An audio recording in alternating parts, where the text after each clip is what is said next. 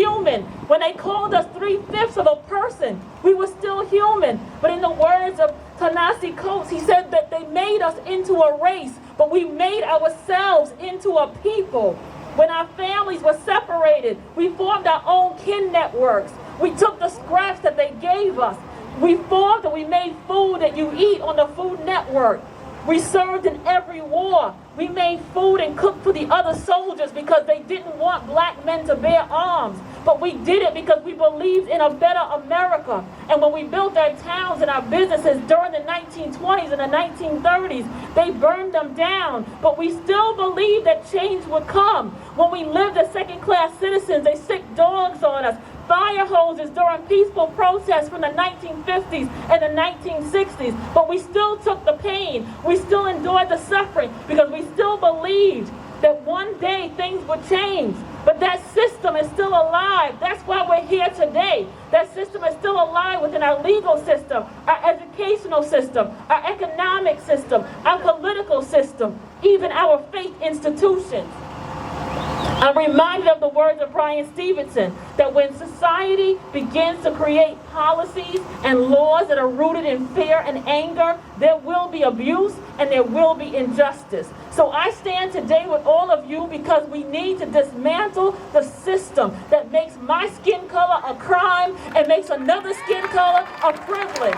We must dismantle a system that devalues black bodies and brown bodies, that criminalizes us, that always make all of us look suspicious. We must build a movement for education, not incarceration, a movement for jobs, not jails.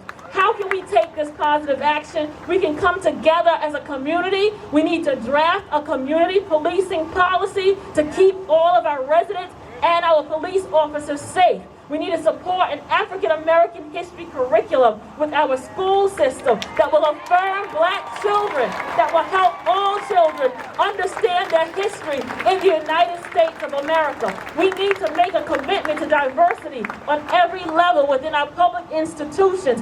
Every voice must be heard and respected. But right here in the city of Long Beach, we must acknowledge and address the long history of oppression within the city of Long Beach. We must give honor and respect to the people that live here. We must stop and reject the notion that many of you are walking, that there's something about North Park that's less than, that we're second-class citizens, that this is the hood. This is a negative, divisive label. It's a neighborhood that grew out of a black and later Latino oppression. It's a neighborhood. Give us the respect.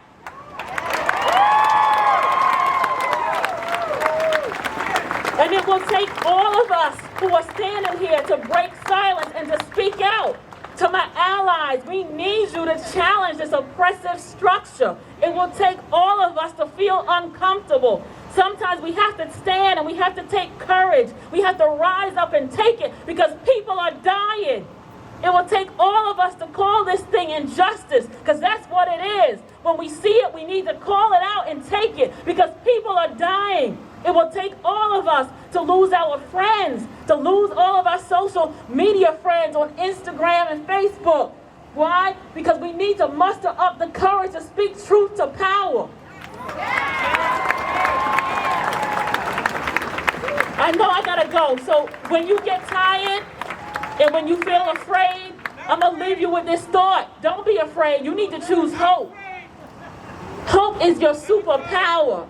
Don't let anybody or anything make you feel hopeless. Hope is the enemy of injustice. Hope is what you get when you stand up, when people tell you to sit down. So keep standing, keep speaking, keep rising up.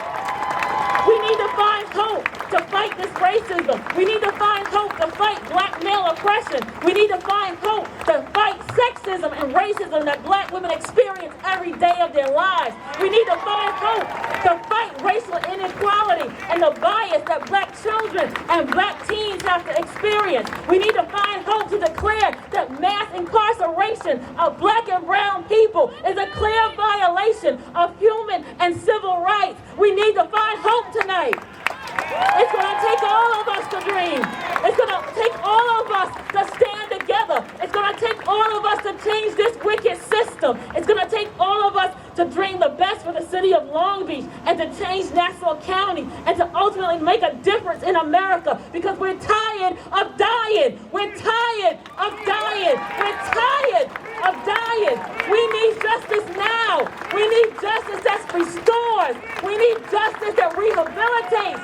We need justice that doesn't incarcerate. We need justice that doesn't kill. We need justice. We need justice. We need justice. We need justice. We need mercy. We need love. We need civility. We need some empathy. We need some healing now. And we need you to change the system now. God bless you. Change the system now.